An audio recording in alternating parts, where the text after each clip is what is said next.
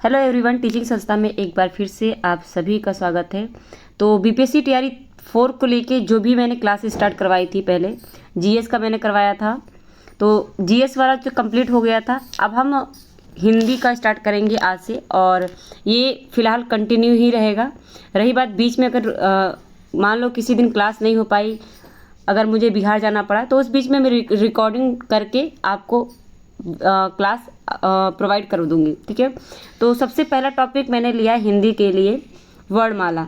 ठीक है, और हम सभी जानते हैं बीपीएससी तैयारी 4 पॉइंट में वर्णमाला से क्वेश्चन बनता है, चाहे वो 1 to 5 का हो, चाहे 6 to 8, पीजीटी टीजीटी सभी में पूछेगा। ठीक है, तो सबसे पहले यहाँ पे देखेंगे वर्णमाला क्या है, उसके बाद इससे रिलेटेड हम 30 एमसीक्यू भी करेंगे आंसर के साथ। ठीक है, तो वर्णमाला क्या है, सबसे पहले जानेंगे वर्णमाला क्या है। यहाँ पे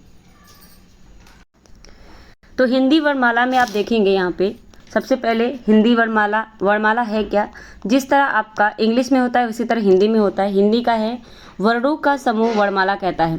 जो वर्ण होते हैं उनका जो समूह होता है उसे ही वर्णमाला कहते हैं। वर्णमाला मतलब क्या होता है, जिस तरह फूलों का माला होता है, जो एक एक फूल से बने हुए फूलों के समूहों से जो माला बने होते हैं, ठीक है, उसी टाइप में अक्षरों के समूह से जो माला बनता है उसे वर्णमाला कहते हैं। ठीक है, इस तरह आप ध्यान में रखेंगे। इसमें स्वर के 11 होते हैं, यानी जो स्वर होता है वर्णमाला में 11 होता है। तो ये ध्यान में रखेंगे ये इस पॉइंट को, कि वर्णमाला में कितने स्वर होते हैं, 11 स्वर होते हैं। व्यंजन कितने होते हैं, तो व्यंजन आपके 33 होते हैं। ठीक है ना, ये आप ध्यान में रखेंगे। आयोग व पूछता है आपसे, आयोग व आपका 2 होता है वर्णमाला में, और उसमें व्यंजन 2 होता है। ठीक है, तो इन सबको लेके आपका वर्णमाला तैयार होता है।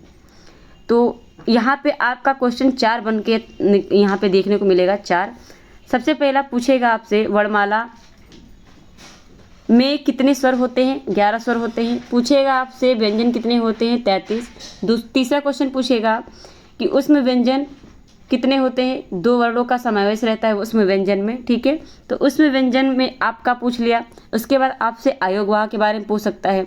तो आयोगवाह आपका जो अन्न और आहा होता है लास्ट वाला, ठीक है, लास्ट का जो स्वर है अन्न और आहा, ये आपका आयोगवाह होता है। ठीक है, इस चीज़ को आप ध्यान में रखेंगे। अब यहाँ पे देखेंगे वर्णमाला का स्वर कौन कौन से हैं, वो 11 स्वर आप देखेंगे। तो सबसे पहले यहाँ पे देखेंगे आ ई उ री ए ऐ ओ औ, ये आपके 11 स्वर हैं। अब इसमें आप देखेंगे तो अन आहा नहीं है। क्यों? क्योंकि अन और आहा जो है ये आपका आ जाएगा अयोगवाह में। ठीक है, किस में आ जाएगा, अयोगवाह में। तो 11 स्वर में आपका अ से लेके औ तक हो जाएगा आ ई उ री ए ऐ ओ औ, 11 स्वर हो जाएंगे। इसके बाद 33 व्यंजन हो जाएंगे, और 33 व्यंजन क वर्ग से लेके आपका प वर्ग तक। उसके बाद जो अंतस्थ व्यंजन है 4, और उसमें व्यंजन है आपका 4। इन सभी को लेके 33 वर्ण होते हैं। अब क वर्ग में आपका आता है क ख ग घ अंग। ठीक है, च छ ज झ इया, ये आपका च वर्ग हो गया।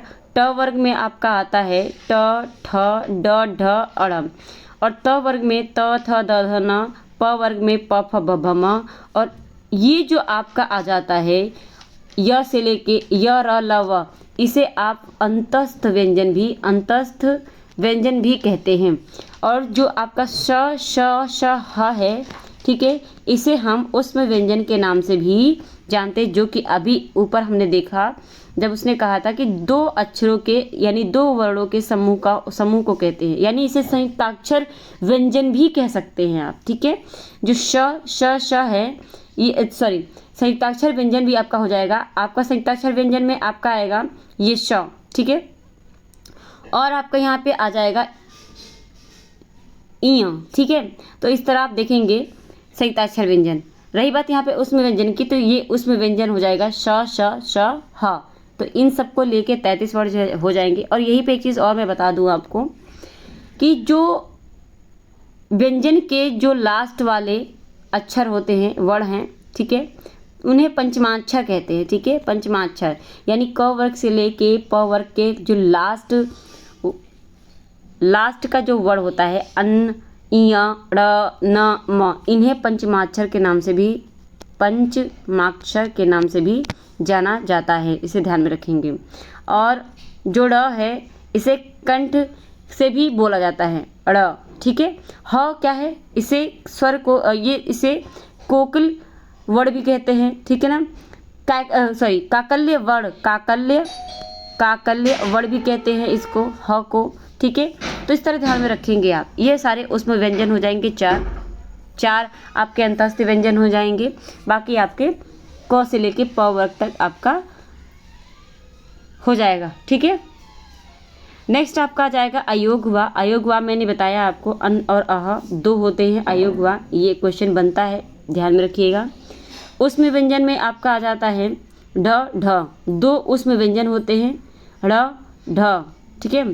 कुल वर्ण कितने होते हैं, 48 वर्ण होते हैं। वर्ण के भेद देखेंगे अगर आप यहाँ पे, तो वर्ण के भेद में स्वर होता है और व्यंजन, जिसे आप इंग्लिश में वोवल्स बोलते हैं और इंग्लिश में कंसोनेंट्स बोलते हैं, ठीक है। अब इसके बाद आप देखेंगे तो 30 क्वेश्चन मैंने इससे उठाया हुआ है, बाकी जितने भी डाउट हैं वो क्वेश्चन से ही आपका क्लियर हो जाएगा, ठीक है, ठीक है। तो अब हम करेंगे इसके साथ MCQ, 30 MCQ होंगे, ओके। और ये आप जानते हैं BPSC तैयारी 4 के लिए STET, UP TET, REET, MP TET और झारखंड टेट, बिहार टेट और भी अन्य जितनी भी प्रतियोगी परीक्षाएं हैं जहाँ पे आपसे हिंदी ग्रामर पूछा जाता है, वहाँ पे ये क्वेश्चन इंपॉर्टेंट आपसे पूछे जाते हैं, ठीक है। तो सबसे पहला क्वेश्चन यहाँ पे देखेंगे, ठीक है। पहला क्वेश्चन है हिंदी वर्णमाला में कुल कितने अक्षर होते हैं। इन क्वेश्चन से ही आपके जो डाउट है वो क्लियर हो जाएंगे आधे, ठीक है। तो हिंदी वर्णमाला में कुल कितने अक्षर होते हैं, 50 होते हैं, 52 होते हैं, 54 होते हैं या 48 होते हैं, ठीक है। तो इसमें आपका जो आंसर हो जाएगा वो हो जाएगा 46 होते हैं। तो यहाँ पे 5 ऑप्शन इसलिए मैंने रखा हुआ है, ये आपका बिहार यानी BPSC तैयारी 4.0 के हिसाब से मैंने रखा हुआ है, ठीक है, इसे 4.0 के हिसाब से। तो 6 यहाँ पे 5 क्वेश्चन ऑप्शन है, यहाँ पे आपका हो जाएगा 52, ठीक है। जो आपसे पूछा क्या है, हिंदी वर्णमाला में कुल कितने अक्षर होते हैं, तो कुल आपके 52 अक्षर होते हैं, ठीक है। नेक्स्ट क्वेश्चन है हिंदी वर्णमाला में कितने स्वर होते हैं। तो आप अगर ध्यान दिए होंगे तो मैंने आपको स्टार्टिंग में बताया कि हिंदी वर्णमाला में कितने होते हैं, 10 होते हैं, 12, 14, 16 या फिर 20। तो यहाँ पे अगर देखें ऑप्शन के अकॉर्डिंग जाएंगे, ठीक है। हिंदी वर्णमाला में कितने स्वर होते हैं, तो यहाँ पे होना तो चाहिए 11 स्वर, ठीक है, होना चाहिए यहाँ पे 11 स्वर। तो यहाँ पे 12 दे रखा है, हालांकि ये 11 कर लेंगे या 11 स्वर होते हैं, ठीक है, 11 स्वर होंगे। अगला क्वेश्चन है क अक्षर किस श्रेणी का है, यानी क वर्ग जो मैंने पढ़ाया था आपको, वहाँ पे अक्षर किस श्रेणी का है, स्वर, व्यंजन या विशेषण का, क्रिया का। तो किस का है, यानी स्वर का है या फिर व्यंजन का है। क्रिया और विशेषण से तो कोई लेना देना है नहीं, तो इन्हीं दोनों में से बताना है। तो क स्वर आप देखेंगे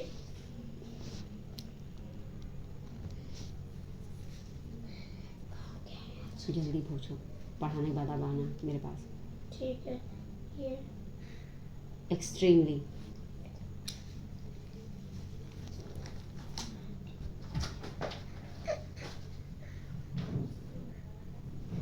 तो यहाँ पे आप देखेंगे क अक्षर स्वर से या व्यंजन से लिया गया है, तो ये आपका किस श्रेणी में आता है। स्वर आप देखेंगे तो स्वर में अ, आ, ई, उ, ए, आई, ओ, औ मैंने बताया था आपको, ठीक। तो यहाँ पे तो क कहीं नहीं आया, व्यंजन में ही आपका क आएगा, ठीक है ना। क से लेके प तक आपका मैंने बताया था प वर्ग वाला व्यंजन, ठीक है ना। उसके बाद आपका अंतस्थ व्यंजन, फिर आपका उसमें व्यंजन बताया था ना मैंने। तो इन सब से आपका व्यंजन, ये सारे व्यंजन होते हैं आपके, जो 33 व्यंजन बनते हैं, ठीक है। तो ये व्यंजन से हो जाएगा क आपका। नेक्स्ट क्वेश्चन है अ शब्द किस श्रेणी का अक्षर है। अ शब्द अ, तो अभी मैंने बताया स्वर का हो जाएगा, ठीक है। व्यंजन का आप व्यंजन में देखेंगे, स्वर का स्वर में देखेंगे। तो आ, ई, उ, रि, ए, आई, ओ, औ ये आपका स्वर से हो जाएगा। नेक्स्ट क्वेश्चन है वर्णमाला में आ किस प्रकार का स्वर है। आ बड़ा आ किस प्रकार का स्वर है। दीर्घ स्वर, या फिर ह्रस्व स्वर, अनुप्रास स्वर, अकिंचन मात्रिक। तो आ में यानी इसमें बड़ा आ की मात्रा है ना, तो ये आ दीर्घ स्वर हो जाएगा। जब बड़ा आ की मात्रा जिस भी वर्ड में होगा वो क्या हो जाएगा, आपका दीर्घ स्वर हो जाएगा। ह्रस्व स्वर क्या होता है, जैसे अ हो गया, ये आपका क्या है, ह्रस्व स्वर हो गया। ई, अ, ई, उ, यानी अ, ई, उ, ये आपका ह्रस्व स्वर हो जाएगा। आ, बड़ी ई, बड़ा उ, ये आपका क्या हो जाएगा, दीर्घ स्वर हो जाएगा। ठीक है, ध्यान में रखेंगे। नेक्स्ट क्वेश्चन है, हिंदी वर्णमाला में च अक्षर किस श्रेणी का है। च पूछा है, च, तो ये व्यंजन श्रेणी का हो जाएगा। आप जानते हैं कि क, ख, ग, घ, अंग, च, छ, ज, इ, ये सारी चीज़ें आपका व्यंजन में आता है। नेक्स्ट क्वेश्चन है, हिंदी वर्णमाला में म किस श्रेणी का अक्षर है। तो म भी आपका आ जाएगा व्यंजन श्रेणी में, है ना। नेक्स्ट क्वेश्चन है, क और ख किस प्रकार के अक्षर है। अच्छा, आपको लग रहा हो कि बहुत इजी पूछ रहे हैं, लेकिन प्लीज़ आप इसे लाइटली मत लीजिए, क्योंकि यहीं से क्वेश्चन पूछते हैं और एग्ज़ाम में छोटे छोटे क्वेश्चन से ही हमारा जो होता है ना नंबर, वो घट जाता है, क्योंकि उस पर कोई ध्यान नहीं देता है और हार्ड पे ज़्यादा ध्यान देते हैं। तो जो इजी क्वेश्चन होते हैं, जो आने मतलब जो आपको आ रहे होते हैं, वो गलत हो जाते हैं, फिर वही गिल्टी वाला काम होता है। ठीक है, तो ध्यान में रखेंगे आप इसको।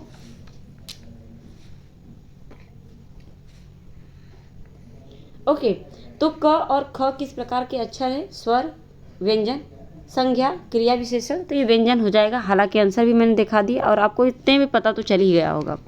नेक्स्ट क्वेश्चन है, स्वरों में कितनी श्रेणियाँ होती हैं। तो स्वरों में कितनी श्रेणियाँ होती हैं, 2, 3, 4, 5 या फिर 6 श्रेणियाँ पूछा है। स्वरों में कितनी श्रेणियाँ होती हैं, तो 3 श्रेणियाँ होती हैं स्वर में। ओके, नेक्स्ट क्वेश्चन है आपका, ई स्वर का यानी बड़ी ई स्वर का उच्चारण किस प्रकार होता है। बड़ी ई स्वर का, तो मैंने याद होगा आपको, मैंने 2 क्वेश्चन के पहले ही बताया था कि जो बड़ा आ है और बड़ी ई है और बड़ा ओ है, ये क्या हो जाएंगे, दीर्घ स्वर हो जाएंगे।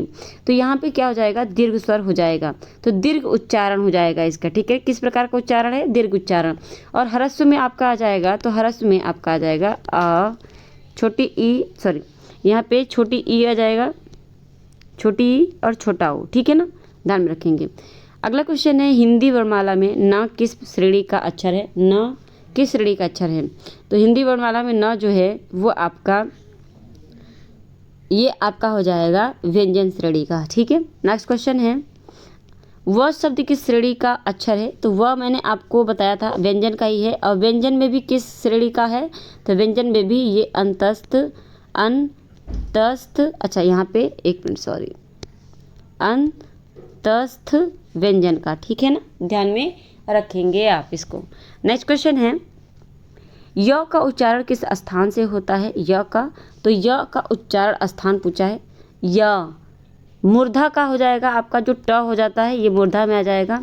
दांत, त, थ, ये सब दंत वाले हो जाते हैं। ठीक है, होठ का व, प, ये होठ से होते हैं। ठीक है, कंठ जो ह हो गया, ए, आई, वो कंठ हो जाएगा।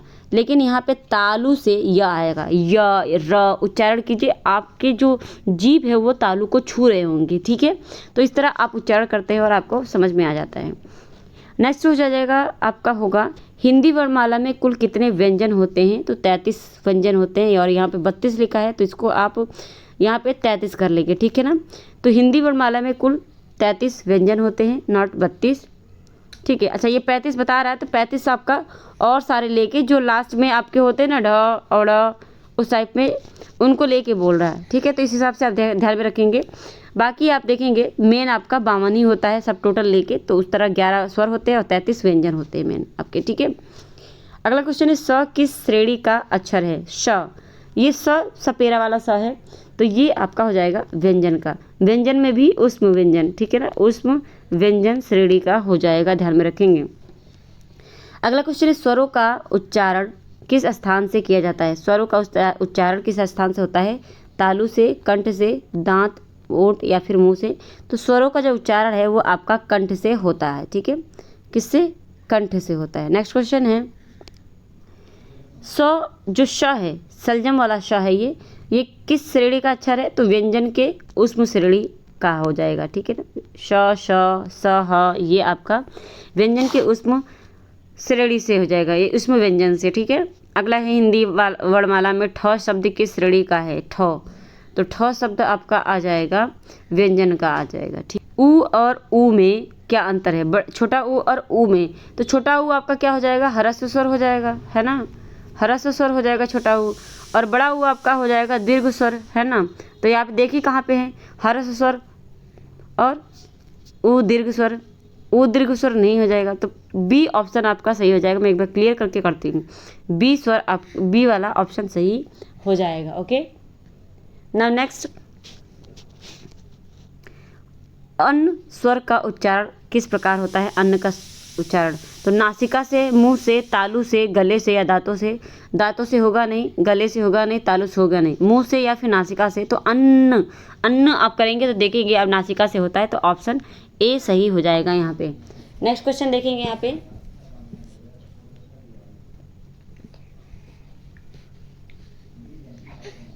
नेक्स्ट क्वेश्चन देखेंगे तो आएगा आपका हिंदी वर्णमाला में ज्ञ किस श्रेणी का है, ठीक है, ज्ञ किस श्रेणी का है हिंदी वर्णमाला में, तो ये आपका आ जाएगा स्वर का, व्यंजन का, तो व्यंजन का हो जाएगा ज्ञ, और ये संयुक्त व्यंजन हो जाता है, ज्ञ जो है ये संयुक्त व्यंजन है, ठीक है।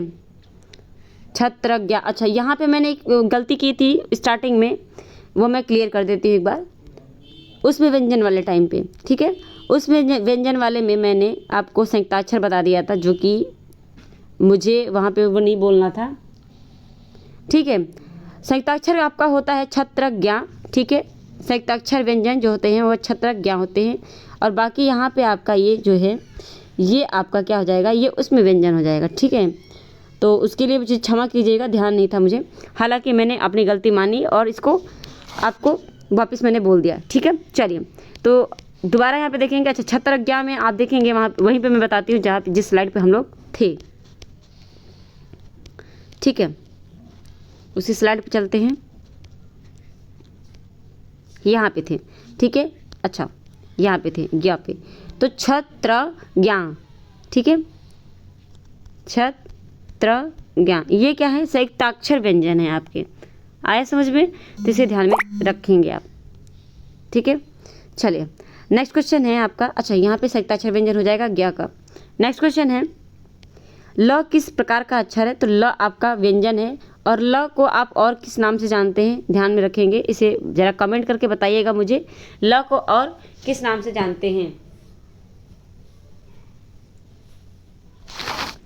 ठीक है। अगला क्वेश्चन है, ओहो,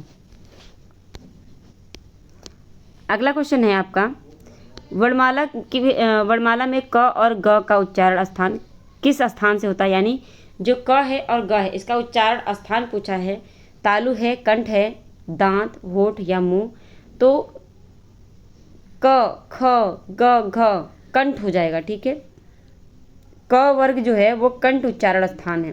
नेक्स्ट क्वेश्चन है हिंदी वर्णमाला में य अक्षर किस श्रेणी का है, तो यह आप जानते हैं य रला व, ये आपका अंतस्थ व्यंजन से आता है, और अंतस्थ व्यंजन आपका व्यंजन में आ जाता है, ठीक है ना, व्यंजन के अंदर ही आता है आपका अंतस्थ व्यंजन, ठीक है। नेक्स्ट क्वेश्चन है आपका हिंदी वर्णमाला में री स्वर किस श्रेणी का है, री स्वर, तो री आपका ह्रस्व स्वर में आता है, ठीक है, किस में आ जाएगा, ह्रस्व स्वर में आ जाएगा, क्योंकि स्वर क्या है, छोटा आ, छोटी ई, छोटा आ, छोटी ई, छोटा ऊ और री, ये चार क्या है, ह्रस्व स्वर होते हैं, ठीक है, ध्यान में रखेंगे आप।